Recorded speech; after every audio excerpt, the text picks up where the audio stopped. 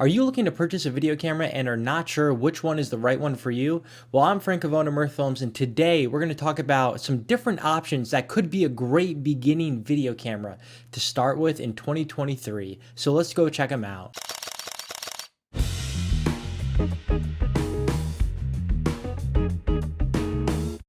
There are a lot of incredible features that cameras today have, but there are some specific ones that you have to pay attention to when purchasing a camera. We are going to stay away from camcorders because I feel like it is outdated technology. Yeah, there are camcorders that shoot 4K and they have their purpose, but as a beginner, that's not a camera that you want to be using. You want to be using something that's portable. You want to be using something that is going to push your own creative boundaries, and I don't believe a camcorder can do that for you in 2023. The first camera I want to talk about today is in the action camera category and comes in at $329, the cheapest on this list, which is the DJI Osmo Action 3.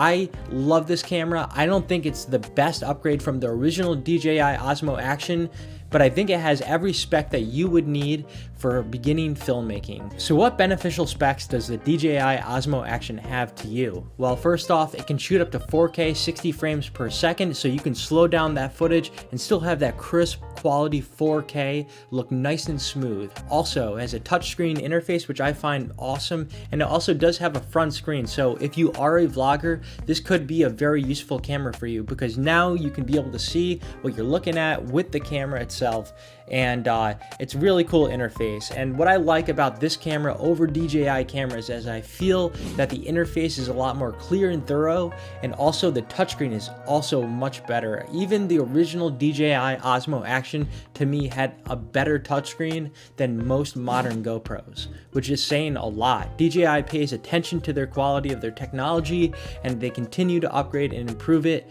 Now, how is this camera with stabilization? Personally, I think that the camera's stabilization, the rock steady stabilization that's built in from DJI's technology is also incredible. Even with the DJI Osmo Action original one, I gotta say it was nice and smooth.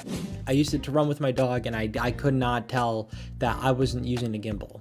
But there's a lot of things that you can't do with this camera also, which we have to talk about. First off, because it has a fixed field of view and it's wide, you can't change it. So let's say you want something more telephoto, you can't really do anything about it. This camera stops at fisheye, and that is not good to me. If you are on a budget or are using this for specific uses, then yes, the DJI Osmo Action 3 is a great starter camera. But if you're willing to spend just a few dollars more, we're gonna go and check out the next camera on this list. The next camera I want to talk about today is the DJI Pocket 2, which comes in at $349 at its base price. This is personally one of my favorite cameras all time because it is basically a mini gimbal in your pocket.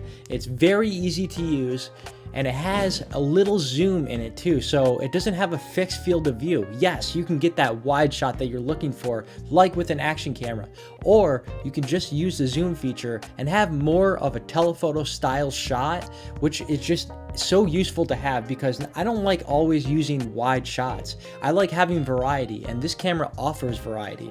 Not only does it offer variety, but it offers some of the best stabilization that these cameras at this price point have. I only recommend the DJI products because they never fail me, and it's just so useful. And even when I'm using one of my more expensive cameras, which have a fixed lens on there, and it's maybe a 70 to 200 lens, which is a long lens, and I want something more wide, then I can just take this out of my pocket and get the B-roll I need, and it's a champ. I really think that this camera is a B-roll king. It also shoots 4K 60 frames per second. It shoots 4K 24 frames per second. It has a touchscreen interface, which is very nice to use. And if you think the screen's too small for you, well, a quick trick is that it comes with a little device that allows you to attach this camera to your phone. So you can use your phone as the monitor with this camera attached to it, still use it, and also while using it with a phone, it takes that pressure off the camera, so you're even gonna get a more stable shot. I have used this camera so much. The first camera, the DJI Osmo Pocket, also was an incredible camera, and they improved on it in almost every single way.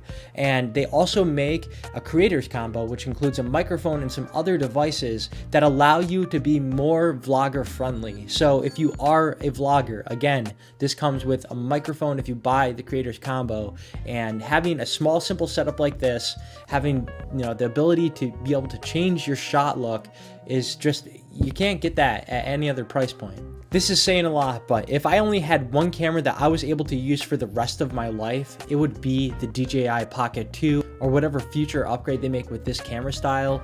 I've had so many great memories with this. I'm able to take this traveling on the go and always get great results and great B-roll, especially if I'm just getting a shot that pans left to right. It's literally just like using a tripod. So, why bring that extra gear when you have this little pocket camera right in your pocket? Yeah, this camera has a zoom feature, but I don't think it's enough to get you by, especially if you are somebody who really wants to dive right into videography and get some cinematic shots, something more cinematic than with this mini gimbal. And that's why we're going to bring up the next camera, which is the Panasonic G7. The Panasonic G7 also shoots 4K up until 30 frames per second. It is $500 and it comes with a 14-42 lens, which is an equivalent to about a 24-70 lens on a full frame mirrorless camera. And I love this camera. This was the first 4K camera I owned because it was the cheapest 4K camera at the time, and it created great shots. I have so many great memories using this camera.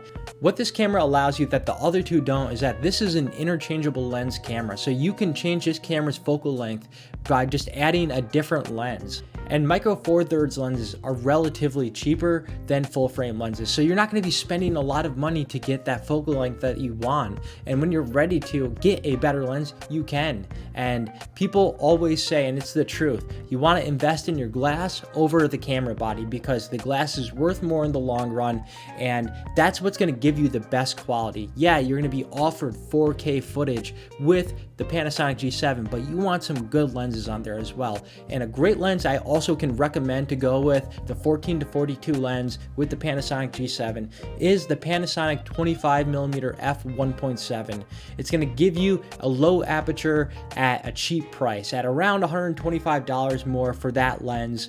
You're going to get some nice shallow depths of fields that you could use in portrait situations. It's a great lens if you want to be shooting interviews or just want to blow out that background in general. The Panasonic G7 has a flip out screen, so you can vlog, you can use it to be able to get lower or higher shots without having to get down on your body or stand on your top of your toes. It's a versatile camera. I think that this camera is worth way more than $500, especially because you're getting that free lens with it, and you're not really going to get anything else that compares at that price. I mean, it does so much. It shoots high quality 4K. It has the flip out screen. It has all the same benefits that any other interchangeable lens camera does have when it comes to those style of features. But if you're talking quality and you want something just a little better and are willing to spend almost double the price, then the next camera that I gotta recommend is the Canon R10. This is the first time I've ever recommended a camera that I have never used, and the reason why I recommend this camera is because I started shooting on Canons, and Canon has the best autofocus for video at this price point. There is nothing that compares. Canon is known for their dual pixel autofocus, which is an incredible feature, and you never miss focus when you're using video in most situations.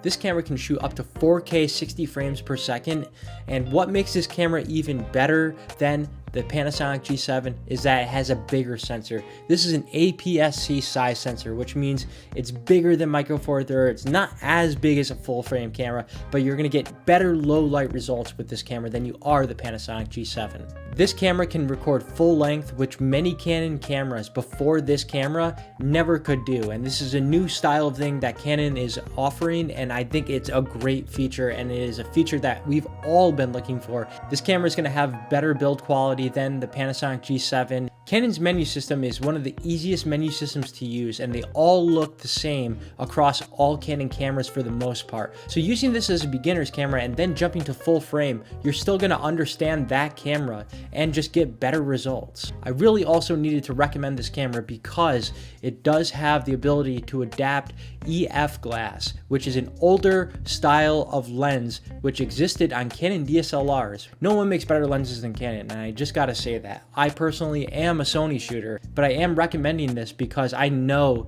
that when you're shooting videos, you're gonna want the best glass, and the best glass exists on Canon.